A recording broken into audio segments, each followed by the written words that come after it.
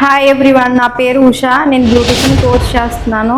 So నాకు చాలా రోజుల నుంచి ఒక సమస్య అనేది ఉంది. అది ఏంటి అంటే, నాకు స్మైల్ ఇవ్వాలన్నా, ఎవరితోనైనా మాట్లాడాలన్నా నాకు చాలా అనీజీగా అనిపించింది.